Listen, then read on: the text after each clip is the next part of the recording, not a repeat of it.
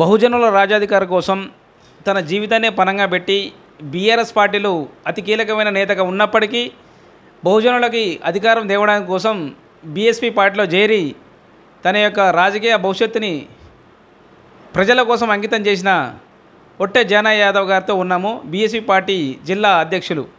Sir నమస్తే అండి, welcome to UTV. నమస్తే సార్, బీఎస్పీ పార్టీ నుంచి బీఎస్పీ పార్టీలో ఉన్న అధినేత అయిన మీ రాష్ట్ర అధినేత ఆర్ఎస్ ప్రవీణ్ కుమార్ గారు బీఎస్పీ పార్టీ నుంచి బీఆర్ఎస్ పార్టీలో జరిగింది. దీనిపై మీ స్పందన ఏమిటి? ఎవరి ఇష్టం వాళ్ళది. నాకు బహుజనుల మీద ఉన్నటువంటి ప్రేమతోనే మరి వారు బహుజన వాదాన్ని ఎత్తుకొని రాష్ట్రంలో మరి బీఎస్పీ పార్టీ అధ్యక్షునిగా మరి ఇక్కడ ఉండబడినటువంటి బడుగు బలహీనాల వర్గాలు మరి చట్టసభలు ఉండాలనేటటువంటి ఉద్దేశంతో పోరాటాన్ని కొనసాగిస్తారు. కాబట్టి మరి మేము కూడా బహుజన బిడ్డగా మరి 75 ఏళ్ళ స్వతంత్ర భారతదేశంలో మరి తెలంగాణ రాష్ట్రంలో ఉమ్మడి ఆంధ్రప్రదేశ్లో బహుజనుల యొక్క వాటా ప్రకారం సీట్లు రావట్లేవు అనేటటువంటి ఉద్దేశంతో మరి ఆనాడు ఆర్ఎస్ ప్రవీణ్ కుమార్ గారితో మరి ఏకీభవించి ఆ యొక్క పార్టీలో చేరినమాట వాస్తవం.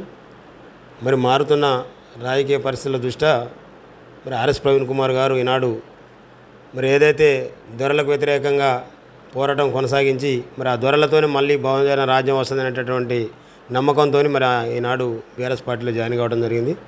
నాకు మాత్రం ఆ యొక్క దొరల మీద నమ్మకం లేదు. కాబట్టి నేను ప్రస్తుతానికి బీఎస్పీ పార్టీలోనే కొనసాగుతూ ఉన్నాను. మరి రాష్ట్రంలో బహుజనుల్ని హక్కును చేర్చుకునేటటువంటి ఏ రాజకీయ పార్టీ అయితే ఉంటుందో మరి మా యొక్క కార్యకర్తలు, నాయకులు, మిత్రుల యొక్క సలహా సూచనల మేరకు భవిష్యత్తులో రాజకీయ నిర్ణయాలు ఉంటాయనేటటువంటి వాస్తవాన్ని తెలియజేస్తాను. సార్, అదేవిధంగా చాలా వరకు మీ మీద అనేక రకాల ఆరోపణలు వస్తున్నాయండి. కాంగ్రెస్ పార్టీలో చేరతారని, బీజేపీ పార్టీలో చేరతారని అంటున్నారు. అదే మీరు కాంగ్రెస్ పార్టీలో కానీ బీఆర్ఎస్ పార్టీలో చేరినప్పటికీ బహుజనుల రాజధాని కోసం పోట్లాడతారా, లేకపోతే మీ యొక్క రాజకీయ భవిష్యత్తు కోసం పోట్లాడతారా? నేను రాజకీయంగా నేను ఒక్కరిని బాగుండాలనుకుంటే నేను గతంలో టీఆర్ఎస్ పార్టీలు ఉండగానే నేను ఉమ్మడి నల్గొండ జిల్లా డీసీఎంఏ చైర్మన్గా ఉన్నాను.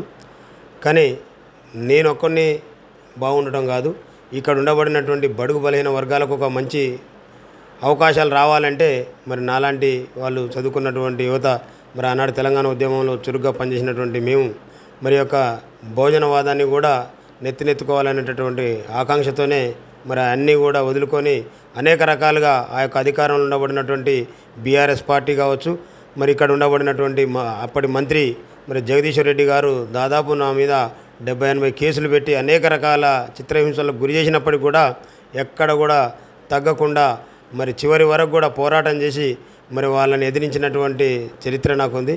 ఊరికనే ఏదో ఆషామాషిగా తమాషా కోసం లేకుంటే రాజకీయ అవసరాల కోసం నేను పోయి మరి బీఎస్పీ జెండా ఎత్తుకోలే. ఆనాడు మరి ఇక్కడ నియంతృత్వ పాలన ఏదైతే కొనసాగుతూ ఉందో మరి కేసీఆర్ గారు కావచ్చు, ఇక్కడ జగదీశ్వర్ రెడ్డి గారు కావచ్చు, మరి వారిని ఎదురు నిలబడి మాట్లాడటానికి ధైర్యం లేని రోజుల్లో మరి ప్రశ్నించేటటువంటి గొంతులు ఎదురు నిలబడినటువంటి సందర్భాల్లో మరి నేను ఎదురు నిలబడి మరి వాళ్ళు పెట్టినటువంటి కేసులు కావచ్చు అనేక రకాలుగా ఇప్పుడు చూస్తూ ఉన్నాం. ఫోన్ ట్యాపింగ్ నాది కూడా మరి నాది, నా కుటుంబ సభ్యులది, నా మిత్రులందరి కూడా ఫోన్ ట్యాపింగ్ చేసి 3 నెలలు నన్ను అరణ్య రోదన చేసినప్పటికి కూడా ఎక్కడ కూడా తగ్గలే. అవసరమైతే నా ప్రాణాన్ని సైతం లెక్క చేయకుండా నా ప్రాణం పోయినా పర్వాలేదు తప్ప ఈ యొక్క దొరలకు తల వంచేది లేదనేటటువంటి నినాదంతో మరి పోరాటం చేసినటువంటి చరిత్ర ఇక్కడ ఉన్నట్టు ప్రజలందరూ కూడా తెలుసు. భవిష్యత్తులో కూడా ఇప్పుడు ఉండబడినటువంటి రాజకీయ పార్టీలు మరి బీసీలని గుర్తించేటటువంటి పార్టీలు ఏదైతే ఉంటాయో మరి ఆ యొక్క పార్టీలతో కలిసిపోయేటటువంటి ఆలోచన మా యొక్క కార్యకర్తల అభిష్టం మేరకే ఉంటుందనేటువంటి విషయాన్ని తెలియజేస్తున్నాం. సార్, జానయ్య గారు, మీరు బీఎస్పీ పార్టీ నుంచి ఇప్పుడు బీఎస్పీ పార్టీకి అధ్యక్షుడు ఉన్నారు కదా, ఆయన రాజీనామా చేసి ఇంకొక కొత్త అతను వచ్చినాడు కదా, ఈసారి మీకు బీఎస్పీ పార్టీ అధినేతగా రాష్ట్ర అధ్యక్ష పదవి మీకు ఇస్తే మీరు ఏమైనా బీఎస్పీ పార్టీలో ఉండే అవకాశం ఉందా, లేకపోతే ఏమైనా కాంగ్రెస్ పార్టీలో చేరే అవకాశం ఉందా? నేను బీఎస్పీ పార్టీ అధ్యక్ష బాధ్యత తీసుకొని ఈ రాష్ట్రాన్ని లీడ్ చేసేటటువంటి కెపాసిటీ నాకుందా లేదా అనేది ఆలోచన చేసుకోవాల్సినటువంటి అవసరం ఉంది. వాస్తవంగా బహుజనవాదాన్ని ఎత్తుకోగలుగుతాం, మోయగలుగుతాం తప్ప రాష్ట్రాన్ని లీడ్ చేసేటటువంటి కెపాసిటీ నాది కాదు. భవిష్యత్తులో అవకాశం ఉంటే ప్రయత్నం చేస్తాం. ఇప్పుడు మాత్రం మరి ఇక్కడ ఉన్నటువంటి పరిస్థితులు బీఎస్పీ పార్టీ మరి మనుగడ సాధిస్తుందా సాధించదా అనేటటువంటి మీమాంసలు ఉన్నటువంటి పరిస్థితి ఉంది. అందుకనే ఇక్కడ ఉండబడినటువంటి కార్యకర్తల ఆలోచన మేరకు భవిష్యత్తు నిర్ణయాలు ఉంటాయనేది తెలియజేస్తాం. ఇప్పటికిప్పుడు దాని మీద ఎలాంటి నిర్ణయాలు లేవు. సార్ అదేవిధంగా మీరు బీఎస్పీ పార్టీ నుంచి బీఆర్ఎస్ పార్టీలో ఉన్నప్పుడు మీ మీద అనేక రకాల ఆరోపణలు వచ్చినాయి కదండి, 72 కేసులు పెట్టారు కదా. ఇప్పుడు మా కేసులు ఎండిపోయినాయి. మీ మీద ఇంతవరకు ఎలాంటి ఎలక్షన్ టైంలో మాత్రమే ఆరోపణలు వచ్చినాయి. ఈ టైంలో ఇలాంటి ఆరోపణలు రావట్లేదు. అంటే ఇవన్నీ రాజకీయంగా మిమ్మల్ని ఇబ్బంది పెట్టడానికి వచ్చిన ఆరోపణలు ఏంట్రా? ఇప్పుడు చూస్తున్నారు కదా, ప్రణీత్ రావు కావచ్చు, ప్రభాకర్ రావు గారు కావచ్చు, ఇంకో రావు కావచ్చు, రాధాకృష్ణ గారు కావచ్చు, వీళ్ళందరూ కేసీఆర్ కంట్రోల్ ఉండబడినటువంటి టీం. వీళ్ళు ప్రభుత్వ వేతనం తీసుకుంటూ కేసీఆర్ ఇంట్లో జీతం చేసినటువంటి ఆఫీసర్లు వీళ్ళంతా. అందుకనే భగవంతుడు అనేవాడు ఉండు కాబట్టి ఖచ్చితంగా భగవంతుడు తలుచుకుంటే మరి భగవంతుని కంటే గొప్పవాళ్ళుగా వీళ్ళు చిత్రీకరించుకొని మరి ఇక్కడ ఉండబడినటువంటి ప్రజలందరూ కూడా తెలంగాణ సెంటిమెంట్తోని మరి అధికారంలోకి తీసుకొచ్చినటువంటి బీఆర్ఎస్ పార్టీ నాయకులంతా ఇక ఉన్నంత కాలం మేమే ఈ రాష్ట్రానికి, మమ్మల్ని ఎవరు కూడా తప్పించేది లేదనేటటువంటి అహంకారపూరితమైనటువంటి ధోరణితో పరిపాలన సాగించేటటువంటి సమయంలో మరి నాలాంటి వాళ్ళు ఉద్యమ కాలంలో పనిచేసినటువంటి కార్యకర్తల యొక్క మనోభావాలు గుర్తించకుండా మా యొక్క కనీసం మా విజ్ఞప్తులను కూడా పట్టించుకోకుండా సందర్భంలో మేము ప్రశ్నిస్తే మరి ఇలాంటి దొంగ ఆఫీసర్లని కంట్రోల్లో పెట్టుకొని మరి వాళ్ళ చేత ఫోన్లు ట్యాపింగ్ చేయించి మా మీద అనేక రకాలైనటువంటి నిర్బంధాలు. మరి నిజంగా ఆ 70-80 కేసులు నేను వచ్చి ఇన్ని రోజులైతుంది, అనేక మార్లు నేను ప్రెస్ మీట్లో కూడా చెప్పడం జరిగింది. ఇప్పటికి కూడా నా వైపు నుంచి ఏదైనా జరిగితే రమ్మని చెప్తూనే ఉన్నా.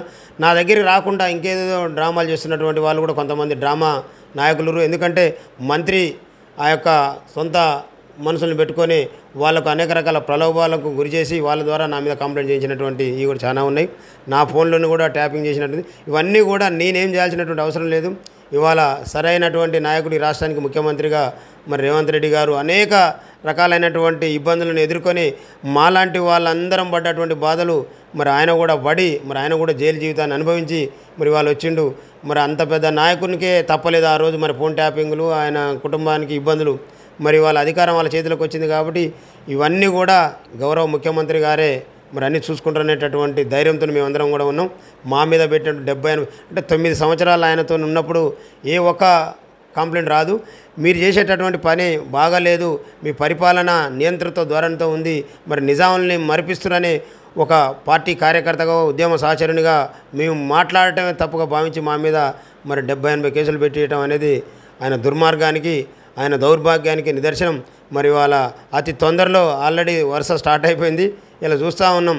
కేటీఆర్ గారు అంటూ ఉంటారు నేనేదో ఫోన్ ట్యాపింగ్ ఆయన పేరు పెట్టి ఎవరన్నారు? ఫోన్ ట్యాపింగ్ చేసినని చర్చ జరుగుతుంది రాష్ట్ర వ్యాప్తంగా. నాకేం సంబంధం, నాకేం అవసరం? హీరోయిన్ల పేరు ఆయన చెప్పుకోవాల్సినటువంటి అవసరం ఎక్కడిది? అంటే గుమ్మడికాయల దొంగ అంటే భుజాలు తడుముకునేటటువంటి పరిస్థితి ఇవాళ టీఆర్ఎస్ పార్టీలో ఉంది. అంతేకాదు ఇవాళ టీఆర్ఎస్ పార్టీ నుంచి బయటికి వెళ్ళిపోతుంటే వాళ్ళ మీద చట్టపరమైనటువంటి చర్యలు ఉంటాయట. మరి ఆనాడు గొర్రెల మందం తీసుకొచ్చి బెదిరించి భయభ్రాంతులకు గురి చేసి మరి ఆనాడు టీఆర్ఎస్ పార్టీలో చేర్చుకొని మరి అన్ని పార్టీలను కూడా వాళ్ళ యొక్క పార్టీ లెజిస్లేటివ్ని కూడా లేకుండా మరి వాళ్ళ దాంట్లో కలుపుకున్న రోజు మరి వాళ్ళకు రాలేదా? ఇవాళ వాళ్ళు మాట్లాడుతుంటే ప్రజలు నవ్వుకుంటా ఉన్నారు. నిజంగా బీఆర్ఎస్ పార్టీ నాయకులకు కానివ్వండి, మాజీ ఎమ్మెల్యేలకు కావచ్చు, మాజీ మంత్రులకు కానీ సిగ్గు ఉంటే ఇవాళ మాట్లాడేటప్పుడు ప్రజలు ఏమనుకుంటారు అనేది పక్కన ఉన్నటువంటి కార్యకర్తలతో తెలుసుకోవాలి. మేము మాట్లాడే మాటలు విని ప్రజలు నవ్వుకుంటురా చీదరించుకుంటురా అనేటువంటి కనీస జ్ఞానం వాళ్ళకు లేదు. అంటే మేము ఏం చేసినా ప్రజలందరూ మమ్మల్ని స్వీకరిస్తారనేటటువంటి ఆలోచనతో ఉన్నారు. ఇప్పటికైనా చెప్తా ఉన్నాం, టీఆర్ఎస్ కాదు, బీఆర్ఎస్ కాదు, ఏ నాయకుడైనా వాళ్ళు మాట్లాడేటప్పుడు ఆలోచన చేయాలి. ఎందుకంటే ఈ సాంప్రదాయాన్ని నేర్పిందే వాళ్ళు కదా.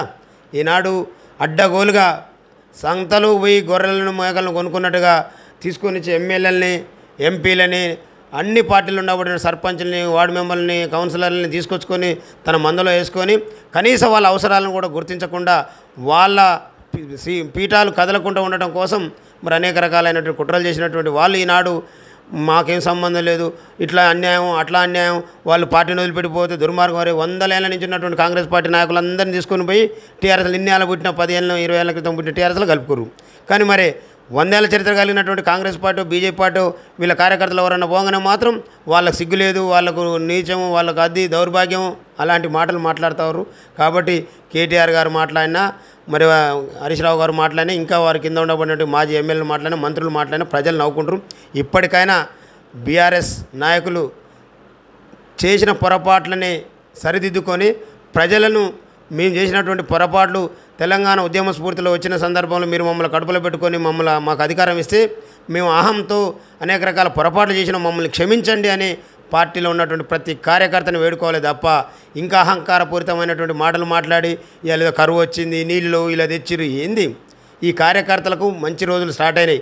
ఎప్పుడన్నా టీఆర్ఎస్ పార్టీలో సెకండ్ క్యాడర్నో థర్డ్ క్యాడర్నో పైన ఉన్న నాయకుడు మందలిచ్చినటువంటి చరిత్ర లేదు. కానీ వాళ్ళు చూస్తూ ఉన్నాం, చాలా ఆనందంగా ఉంది. నేను బీఆర్ఎస్ పార్టీని వదిలేసినప్పటికీ, బీఆర్ఎస్ పార్టీ రాష్ట్రంలో అధికారాన్ని కోల్పోయినప్పటికీ నేను చాలా హ్యాపీగా ఫీల్ అవుతాను. ఎందుకంటే కనీసం అక్కడ మిగిలినటువంటి కార్యకర్తల్ని ఇలా డైరెక్ట్ వచ్చి మందలించి దగ్గర తీసుకునేటటువంటి పరిస్థితి వచ్చింది. ఎందుకంటే గతంలో అధికారంలో ఎదురుగా పోయి నమస్సు పెట్టినా చూడనటువంటి సందర్భాలు ఉండే. మరి వాళ్ళు ఎక్కడి నుంచి ఎక్కడికి తల బిరుసుదనం దిగిపోయింది. ఇంకా ఈ పార్లమెంట్ ఎన్నికలు అయ్యేలోపు కాంగ్రెస్ పార్టీ బీజేపీ పార్టీని గతి తప్ప మాకు ఇంకా వేరే లేదనేటటువంటి స్థితిలో వాళ్ళ ఉండబడినటువంటి నాయకులందరూ కూడా బయటికి వెళ్ళిపోతారు. ఎందుకంటే బీఆర్ఎస్ చేసినటువంటి ఉక్కుష్టాలు మూకనే పోవు. వాళ్ళన్ని పాపాలు అనుభవించాల్సింది, ఎవడు చేసిన కర్మ వాడు అనుభవించాలనేది ఖచ్చితంగా భగవంతుడు చెప్పినటువంటి వాస్తవం. కాబట్టి బీఆర్ఎస్ నాయకులు ఇప్పటికైనా సిగ్గు తెచ్చుకొని ఇంకా కాంగ్రెస్ను బీజేపీను విమర్శించడం కాదు, మేము ఏం తప్పు చేసినాం, మా ఎంట ఉండబడినటువంటి 100-80% ఉండబడినటువంటి కార్యకర్తలు ఒక్కసారిగా మరి కాంగ్రెస్ పార్టీకి ఎందుకు అధికారం ఇచ్చారు, ఒక్కసారిగా బీజేపీ ఒక ఎమ్మెల్యే సీట్ ఉన్నటువంటి బీజేపీకి మరి 8 మంది ఎమ్మెల్యేలు ఎందుకు ఇచ్చారు అంటే మేము ఎంత దుర్మార్గమైనటువంటి పనులు చేసి ఉంటాం, కార్యకర్తల వైపు ఎంత అసహనంగా మేము ప్రవర్తించి ఉంటామో, మరి ఇంత వ్యతిరేకతకు కారణమై ఉంటాం అనేటటువంటి వాస్తవాలను ఇప్పటికైనా బీఆర్ఎస్ పార్టీ నాయకులు తెలుసుకోవాలి. నాలాంటి కార్యకర్తలు ఎంతోమంది నలిగిపోయారు. వాళ్ళందరికీ కూడా మరి ప్రభుత్వంలో వాళ్ళ పొరపాట్లన్నీ కూడా శిక్షించబడి అందరూ మమ్మల్ని జైలు పంపాలనుకున్న నాయకులందరూ కూడా అతి త్వరలో జైలుకి వెళ్తారు. మరి ఆ రోజు నిజంగా మాకు ఇక్కడ స్వతంత్రం వచ్చింది, ఇక్కడ నిజంగా తెలంగాణ వచ్చింది అనేటటువంటి సంబరాలు జరుపుకోవాల్సినటువంటి కార్యకర్తలు ఎంతోమంది బీఆర్ఎస్ పార్టీ నుంచి బయటకు వచ్చిన వాళ్ళు ఎదురు చూస్తూ ఉంటారనే విషయాన్ని తెలియజేస్తాను. సార్, అదేవిధంగా మాజీ ముఖ్యమంత్రి కేసీఆర్ గారి కూతురు కానీ, మన ఢిల్లీ ముఖ్యమంత్రి అరవింద్ కేజ్రీవాల్ కానీ అనేక రకాల అవినీతి ఆరోపణల కేసులో అరెస్ట్ చేయడం జరిగింది. దీంట్లో 100% ఈ రాజకీయ కుట్ర అంటారా, లేకపోతే వీళ్ళు నిజంగా అవినీతికి పాల్పడరంటారా? ఇంకా రాజకీయ కుట్ర ఎక్కడదండి బాబు, అన్ని వాస్తవాలు వాళ్ళే ఒప్పుకుంటారు, అన్ని వాస్తవాలు వాళ్ళే మాట్లాడుతూ ఉన్నారు. ఇక్కడ తెలంగాణ రాష్ట్రాన్ని దోషింది సరిపోక భారతదేశాన్ని దోయటం కోసం అక్కడ ఉన్నటువంటి కేజ్రీవాల్ లాంటి నిజాయితీగా రాజకీయాలు చేయడానికి వచ్చినటువంటి వాళ్ళను కూడా ఈనాడు ఈ యొక్క రొంపిలోకి దించి వాళ్ళను కూడా జైలుకు పోయే విధంగా మరి ఇక్కడ ఉండబడినటువంటి బీఆర్ఎస్ నాయకులు మరి భారతదేశ వ్యాప్తంగా కూడా వాళ్ళ యొక్క దుర్మార్గాలని కొనసాగించడం కోసం మొదలుపెట్టిన దాంట్లో భాగంగానే ఇవాళ కేజ్రీవాల్ కావచ్చు, సిసోడియా గారు కావచ్చు జైలు పాలయ్యారు. నిజంగా వాళ్లకు మరి ఇలాంటి నికృష్టమైనటువంటి అవినీతి నేర్చినటువంటి తెలంగాణ బీఆర్ఎస్ పార్టీ నాయకులే మరి వాళ్ళని ఇందులోకి లాగి వాళ్ళని కూడా జైలుకు పోవడానికి కారకులైన అనేది వాస్తవం. వీళ్ళకి ఇక్కడ తెలంగాణ దోషింది సరిపోక, తెలంగాణ రాష్ట్రాన్ని ఏలింది సరిపోక భారతదేశాన్ని కూడా దోయాలనేటువంటి దుర్మార్గపు ఆలోచనతో మరి భారతదేశాన్ని కూడా మరి తన కబంధాస్తాల కింద పెట్టుకొని మరి దేశ సంపదను కూడా కొల్లగొట్టాలనే దుర్మార్గపు ఆలోచనతో చేసినటువంటి పనిలో భాగమే మరి యొక్క లిక్కర్ స్కామ్. నిజంగా వాళ్లకు ఏమాత్రం విలువలు ఉన్నా మరి ఇంకా ప్రజల ముందరకు వచ్చి మాకు పొరపాటు కాదు అనేటటువంటి తప్పుడు మాటలు మాట్లాడకుండా మరి చేసిన పొరపాట్లను ఒప్పుకొని క్షమించమని ఈ తెలంగాణ రాష్ట్ర ప్రజల్ని, భారత రాష్ట్ర ప్రజల్ని కోరాల్సినటువంటి అవసరం ఉంది. తొందరగా తెలంగాణ రాష్ట్రం ఏర్పాటైనటువంటి పార్టీ మరి బారాస అనే పేరుతోనే మరి భారతదేశానికి పోదామని మొదలుపెట్టినటువంటి దరిద్రంతోనే మరి వాళ్ళ కంట కట్టుకుంది. మరి ఆ యొక్క బారాసాని మరి కంప్లీట్ చేసుకొని క్లోజ్ చేసుకొని ఇప్పటికైనా బుద్ధి తెచ్చుకొని తెలంగాణ రాష్ట్ర ప్రజలకు విధేయులుగా ఉండి మరి వాళ్ళకు ఒక ప్రతిపక్ష హోదాలో ఉండి ఇక్కడ ఏమైనా ప్రజలకు ఈ యొక్క ప్రభుత్వాలు అందించని ఏమైనా ఉన్నట్లయితే మరి ఆ ప్రభుత్వాలతో కొట్లాడి ఆ ప్రజలకు సంక్షేమ అభివృద్ధి కార్యక్రమాలని అందించే క్రమంలో తోడ్పాటు అందించాలి తప్ప ఇంకా మేము గొప్పలం, మేము మనగాళ్ళం, మాకేం తప్పు తెలియదు అనేటటువంటి శుద్ధపూస మాటలు మానుకోవాలని హితవు పలుకుతా ఉన్నాం. సార్, మీరు కాంగ్రెస్ పార్టీలో చేరడానికి అనేక రకాల ప్రయత్నాలు చేసినప్పటికీ మీ మాజీ అధినేత అయిన దామోదర్ రెడ్డి గారు మిమ్మల్ని పార్టీలోకి ఆహ్వానించడానికి కొంచెం శంకిస్తున్నారని మాకు తెలిసింది. దీనిపై మీరు ఏమంటారు? ఇప్పుడు నేను ఏ పార్టీలు ఉన్నా ఆ పార్టీకి బలం చేకూరుతుంది అనేది ఇక్కడ ఉన్నటువంటి అందరికీ తెలుసు. నేనేదో పార్టీలోకి పోతా అంటే దామోదర్ రెడ్డి గారు ఇంకొకరు అడ్డుపడతారు అనేది తప్పుడు ప్రచారాలు. మనం అంటే గిట్టనటువంటి వాళ్ళు మాట్లాడేది. నేను ఇప్పటివరకు ఏ పార్టీలో పోదామనే ప్రయత్నం కాదు. నేను ఎత్తుకున్నటువంటి బహుజనవాదం, మరి ఆ బహుజనవాదాన్ని ఎత్తుకున్నటువంటి మా నాయకుడు దాన్ని నడుంగల వదిలేసి వెళ్ళిపోయిన తర్వాత నేను ఇంకా ఎలాంటి ప్రయత్నాలు ఏం లేదు, నాకు ప్రయత్నం చేయాల్సినటువంటి అవసరం లేదు. నా అవసరం ఉందని ఏ పార్టీ గుర్తిస్తే మరి ఆ పార్టీ ఈ బహుజనుల కోసం ఏ రకమైనటువంటి ఎజెండాతో ముందుకు పోతుందో మరి ఆ పార్టీ వైపు పోయేటటువంటి తత్వం నాది. నాకేమో చేతగాక కాదు, నాకు ప్రజల్లో దమ్ములే కాదు. నన్ను గన్ని నిర్బంధాలు పెట్టి నన్ను బయటికి వెళ్ళనీయకుండా నన్ను అంతం చేయాలని కథం చేయాలని నా కార్యకర్తలను జైల్లో పెట్టి అన్నీ చేసినప్పటికీ కూడా ఈ రాష్ట్ర వ్యాప్తంగా ఒక పెద్ద ఉద్యమాన్ని నడిపించి మరి బీఆర్ఎస్ పార్టీకి వ్యతిరేకంగా రాష్ట్ర వ్యాప్తంగా కూడా ఆందోళనలు, ధర్నాలు, రాష్ట్రోకలు చేసినటువంటి చరిత్ర ఒక చిన్న వ్యక్తిగా నేను మొదలు పెడితే మరి రాష్ట్రం అంతా కూడా అంటుకొని ఇవాళ రాష్ట్రంలో కాంగ్రెస్ పార్టీ అధికారంలోకి వచ్చింది 1-2% ఓట్లతోనే. మరి ఈనాడు బహుజన వర్గాల్లో 1-2% కాదు కదా, చాలామంది చైతన్యవంతులై మరి బీసీల మీద అణచివేస్తున్నప్పుడు నాకు స్పందించినటువంటి వాళ్ళు ఎంతోమంది నా కోసం నాకు సంబంధం లేకుండా ఈ దుర్మార్గాన్ని మరి ఈ తెలంగాణ రాష్ట్రం నుంచి తరిమేయాలని మరి బీఆర్ఎస్కి వ్యతిరేకంగా మరి ఈనాడు ఉమ్మడి నల్గొండ జిల్లాలో చూస్తూ ఉన్నారు. 12 సీట్లకు 12 బీఆర్ఎస్ గెలిచినటువంటి ఉమ్మడి నల్గొండలో మరి వాళ్ళ ఏ నియోజకవర్గానికి పోయినా మా యాదవ సామాజిక వర్గం కావచ్చు, మా బడుగు బలైన వర్గాలు కావచ్చు, బీసీ వర్గాలు కావచ్చు, కాంగ్రెస్ పార్టీని హక్కున చేర్చుకొని మరి బీఆర్ఎస్ పార్టీని బొందబెట్టిన వెంటనే మరి ఇక్కడ మా మీద జరిగినటువంటి దాడులు కావచ్చు, మా మీద జరిగిన కుట్రలు కావచ్చు, మా మీద జరిగినటువంటి నిర్బంధాలని వ్యతిరేకించి మరి అలా టీఆర్ఎస్ పార్టీ అధికారంలోకి రాకుండా ఉండాలంటే మరి రాష్ట్రంలో బలంగా ఉన్నటువంటి పార్టీ కాంగ్రెస్ పార్టీ. మరి కాంగ్రెస్ పార్టీని ఆదరించి ఇవాళ కాంగ్రెస్ పార్టీ అధికారంలోకి రావడానికి మా బీసీ వర్గాలందరూ కూడా తోడ్పాటును అందించినాయి. కాబట్టి మమ్మల్ని అడ్డుకునేటటువంటి అవసరం కావచ్చు, బీసీ వర్గాలు కావచ్చు, కాంగ్రెస్ పార్టీని హక్కున చేర్చుకొని మరి బీఆర్ఎస్ పార్టీని బొందబెట్టిన వెంటనే మరి ఇక్కడ మా మీద జరిగినటువంటి దాడులు కావచ్చు, మా మీద జరిగిన కుట్రలు కావచ్చు, మా మీద జరిగినటువంటి నిర్బంధాలని వ్యతిరేకించి మరి అలా టీఆర్ఎస్ పార్టీ అధికారంలోకి రాకుండా ఉండాలంటే మరి రాష్ట్రంలో బలంగా ఉన్నటువంటి పార్టీ కాంగ్రెస్ పార్టీ. మరి కాంగ్రెస్ పార్టీని ఆదరించి ఇవాళ కాంగ్రెస్ పార్టీ అధికారంలోకి రావడానికి మా బీసీ వర్గాలందరూ కూడా తోడ్పాటును అందించినాయి. కాబట్టి మమ్మల్ని అడ్డుకునేటటువంటి అవసరం కానివ్వండి, మమ్మల్ని వ్యతిరేకించేటటువంటి అవసరం కానీ ఏ పార్టీ నాయకులకు కూడా లేదు. మేము వస్తే సాధారణంగా స్వాగతించేటటువంటి నాయకులు పార్టీలే. నేను ఎక్కడ కూడా నాయకులకు వ్యతిరేకం కాదు. మరి ఆ పార్టీ ఎజెండాలకే నేను మా యొక్క బహుజన వర్గాల కోసం పోరాటం తప్ప వ్యక్తిగతంగా నాకు ఎవరితోనే ఉండదు. కాబట్టి మీరు అనుకునేవన్నీ కరెక్ట్ కాదు. నేను అవకాశం వచ్చినా అవసరం వస్తే నాకు ఏ పార్టీ నిజంగా గుర్తించి నా అవసరం ఉందనుకుంటే ఆ పార్టీని పోయి కలిసి పనిచేస్తుంది తప్ప వద్దంటా ఉండరని, కావాలంటా ఉండరని ఇట్లాంటి మీడియాల తప్పుడు ప్రచారాలు మాత్రం మానుకోవాలని తెలియజేస్తాను. సార్, భవిష్యత్తులో మీరు రాజకీయంగా ఏ పార్టీలో చేరబోతున్నారు? దానిపై ఒక స్పందన, ఒక క్లారిటీ ఇవ్వండి. ఇప్పుడే చెప్పినా కదా తమ్ముడు, మా వర్గాల కోసం బీసీ వర్గాలని ఏ పార్టీ అయితే గుర్తించి మేమెంతో మాకంత అనేటటువంటి నినాదంతో మా జాతుల్లో మరి అవకాశం ఉన్న వ్యక్తులని ఆదరించి మరి దాని పార్టీలో గుర్తింపిస్తుందో మరి ఆ పార్టీ వైపు మా యొక్క కార్యకర్తలు, నాయకులు అందరి ఆలోచనల మేరకు నిర్ణయాలు జరుగుతాయనేది ముమ్మాటికి వాస్తవం అని సందర్భంగా తెలియజేస్తా ఉన్నాను. సార్, ఇన్ని రోజుల కేసీఆర్ మన రేవంత్ రెడ్డి పరిపాలన ఏ విధంగా ఉంది? దానిపై మీ స్పందన ఏమిటి? రేవంత్ రెడ్డి గారు వచ్చి నిండా 100 రోజులు కావట్లేదు. ఇప్పుడే వెంటబడి ఒకటే 10 ఏళ్ళ అధికారాన్ని అనుభవించి దోసుకున్న వాళ్ళంతా అది కాలే, ఇది కాలే, 6 కాలే, 3 కాలే అని ఒకటే మాట్లాడుతూ ఉండరు. మరి 10 ఏళ్ల కాలంలో వాళ్ళు చేయలేని అన్నీ 100 రోజులల్లా ఎట్లయితుంది అనుకుంటారు?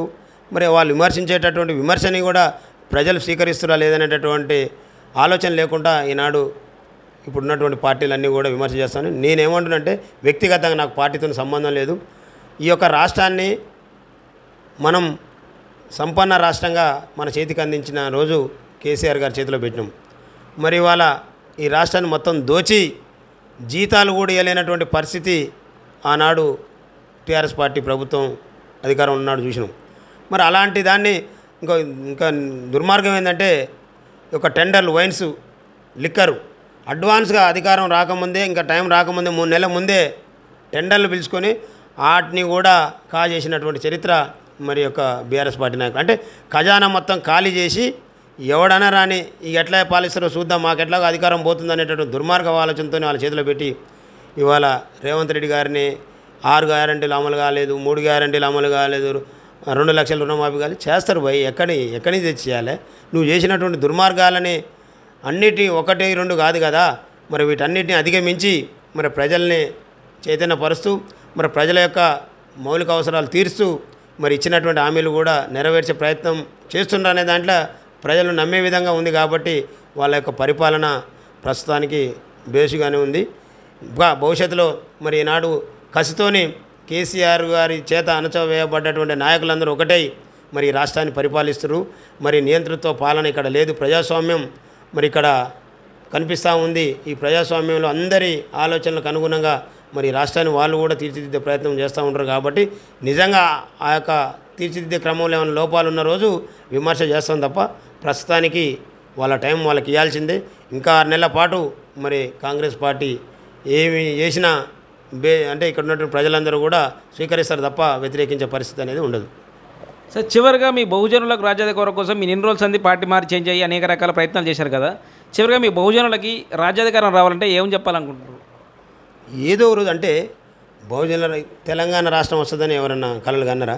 మేము ఆనాడు ఉద్యమం చేస్తుంటే అందరు నవ్వుకునేది. ఇప్పుడు కూడా చెప్తా ఉన్నాం, బహుజనులు గతంలో చదువుకు దూరంగా ఉన్నటువంటి వాళ్ళు చాలామంది ఉన్నారు, ఉద్యోగ అవకాశాలు లేనటువంటి వాళ్ళు చాలామంది ఉన్నారు, ఆర్థికపరమైనటువంటి ఇబ్బందులు ఉన్నటువంటి వాళ్ళు చాలామంది.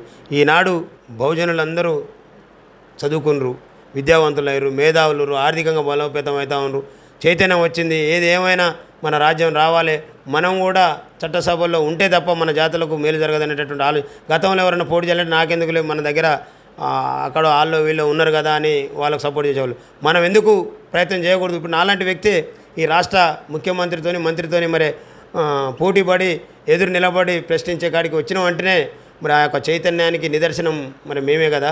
మాలాంటి వాళ్ళు విద్యార్థులు, మేధావులు, యువకులు ఎంతోమంది ఈనాడు చైతన్యవంతులయ్యారు. ఎక్కడైనా అవకాశం వస్తే మరి బహుజనులకు అవకాశాలు ఇచ్చేటటువంటి పార్టీలని మద్దతు తెలపడానికి సిద్ధంగా ఉన్నారు. కాబట్టి మరి ఆ వైపుగా ప్రయత్నాలు జరుగుతూ ఉన్నాయి. ఏదో ఒక రోజు మరి అది కూడా ఖచ్చితంగా సాధించి ఈ రాష్ట్రంలో బహుజనుల యొక్క పరిపాలనలో ప్రజలందరూ కూడా సుభిష్టంగా ఉండేటటువంటి రోజు కోసం ఎదురు చూస్తూ ఉంటాం. సార్, మీరు కోరుకున్న విధంగా బహుజనులకు రాజ్యాధికారం కోసం మీరు అనేక రకాల ప్రయత్నాలు చేస్తున్నారు కదా, మీ యొక్క ఆకాంక్ష నెరవేరాలని కోరుకుంటూ చూస్తున్న మరణ అప్డేట్స్ కోసం యూట్యూబ్ కీప్ వాచింగ్.